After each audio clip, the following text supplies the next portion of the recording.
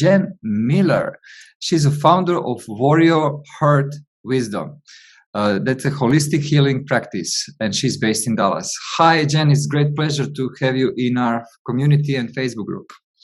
Hi, thank you so much for having me. It's a pleasure to be here.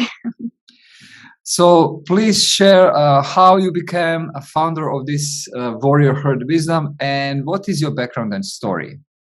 Absolutely. So my story started when I had cancer when I was 18 years old. And that really launched me on a quest to heal myself. In fact, it took me around the world to 17 countries, trying really anything and everything that would help me heal. It also opened my eyes to how the human being works, how the human body works, and a fascination with how it's connected, how receptive it is, how resilient it is. So after reaching what I would say is a state of wellness for myself, I went on to train in many different modalities. I'm a wellness coach, Psych K facilitator, which is subconscious reprogramming, heart math practitioner, Reiki master, massage therapist, myofascial release therapist, and yoga teacher, which sounds like a whole lot. But again, when we experience trauma or difficult life experiences, they affect our whole being. So this gives me a real breadth of knowledge to help people on their journeys as well. So that's really what led me. That was the starting and my journey until I said, okay, it's my passion, it's my purpose to help other people heal. So I launched Warrior Heart Wisdom. The warrior heart in the Tibetan culture is when you're so strong that you can have this beautiful open heart. And of course, healing involves tapping into our inner wisdom. That's really where it comes from. So, I'm based in Dallas, but I see clients virtually all over the world. And it is such an honor for me to be able to leverage my experience and my wisdom to help other people. What open heart means to you personally? For me personally, it's right, because experiencing love is different, giving and receiving. So it's being able to experience both. And I find with clients that it might be one or the other where we have issues, right? Love can be a challenging thing. But having the strength, so we don't want our heart open to anything and everything that comes our way, right? We need to protect ourselves and develop that skill set and that knowledge and that strength within ourselves. But being able to open to the beauty of life, to both give love and to receive love. And really our heart, and if you look at the energetic field of the human, the heart goes out the furthest. So that is our connection point out to the world. When we feel somebody else's energy, their vibes, that's what we're feeling. So it's such an important part as human beings to have an open heart. And when you are working with your clients, with the people who you support, what did you find is kind of obstacles why they cannot connect with their heart? What are the experience they might have that they struggle with it, and how you overcome that issue? Yeah, that's a great question. So there's a few main things that I see, one of which is trauma. So if the human being experiences great trauma, what may happen is the heart may shut down, right? It might close up, and as people say, they have a heart wall, or it feels like there's an actual wall there. They just can't feel safe enough to open up their heart. When you're dealing with trauma, you're looking at anything from it leaving the physical body, letting the physical body soften. You're looking at neural resetting. So there might be bad circuitry. A big one is also your subconscious belief system. So it controls 95% of our actions, what we do, how we look at the world, our perception of ourselves. So if we had a childhood where, perhaps our parents were in a bad marriage and we saw that, some of the beliefs we might learn about love is that it's dangerous or scary. And as much as we all want love because we do, we might be self-sabotaging and blocking it, right? So there's a lot of different areas, and some also connects to our nervous system, right? Which might be stuck on what's called the sympathetic nervous system, or that fight, flight, freeze response. So we can also reset that to help people start to soften overall, to soften their heart, their mind, their bodies, and be more receptive and have that open heart. How that works in terms of creating that environment, either if they are not in a physical space with you, you can do your practice and your therapy successful as well by using technology.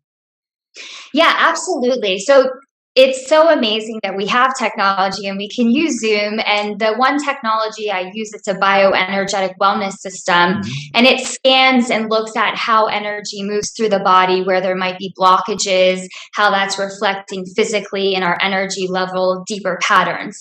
So that can be done either in person or it can be done virtually as well. And you're right, creating that environment, I won't say it's more challenging, but you definitely have to be with someone who is open to it, right? Who is receptive to it. Just as when you're in person, spending time together, that time, whether it's face to face in person or on the screen, asking certain questions, making the effort to establish the rapport. So I find that it's honestly not that much different if both parties are really open to it. Is that usually individual session, or you also providing some group workshops? So share a little bit more about experience of your clients with you. So it's actually both. When we're doing a healing journey with somebody, it usually involves one-on-one session. A lot of times I like to use the technology to start because that's giving us guidance as to what's happening inside. It's like our body's way of telling us, hey, this is what's going on, which I find makes the process more effective, quicker. We save time, we save money, all great things. But I do a meditation class, which I do virtually and I do in person. I'll do different workshops, and I find all of that are great tools for people who are on their one-on-one journey to support it.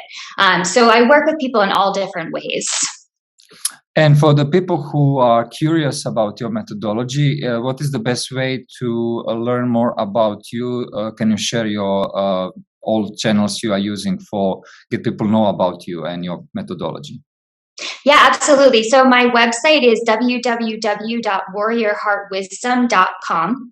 And right now I'm using Instagram, and it is Jenn Miller Healing, and it's Jenn with two N's, Jenn Miller Healing.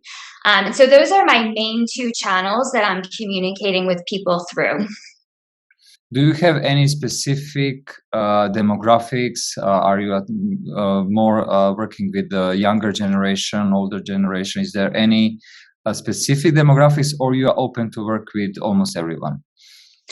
I'm open to work with everybody, and I do have clients that cross all different spectrums. I will say that kind of the sweet spot is mid 20s to mid 50s, which is kind of a broader range. And why I find that is because not that you can't make progress with someone younger than their mid 20s, but I find that they may not be as developed yet or have enough life experience to look upon to go through the process. But I have men and women, people from all different backgrounds, and really the most important factor is if you want to change, if you're ready to change, if you're willing to do the work, create the new habits, let go of things. That's what's going to dictate your success. Last 2 years were really difficult for many people in terms of how they change their habits and also lifestyles. So what will be your one thing which people should do to themselves to be more open, to take control of their own destiny? So I'm going to say something that's really simple, actually, and it's to breathe and to take a deep breath and to slow down. We don't realize how much our breath speaks to our heart, speaks to our brain, and it becomes this loop. We don't realize how much we hold our breaths. The past few years have been traumatic for many people, for most people, really. Our whole way of life was thrown out. It was a scary situation. And so I find that some people are still bracing on some level. Like, is this over yet? It's not over yet. So I say, take a deep breath, just slow down, trust, have faith, open your heart. Personally, for you, what are your plans for this year?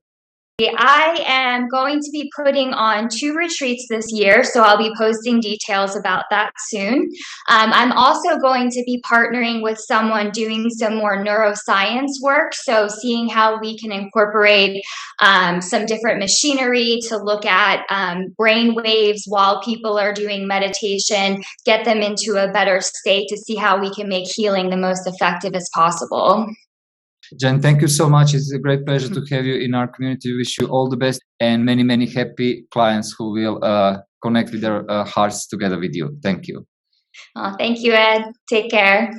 And guys, if you like this video, please subscribe to our YouTube channel, follow Jenn, and see you next time. Thank you all for watching this video. Bye. Bye.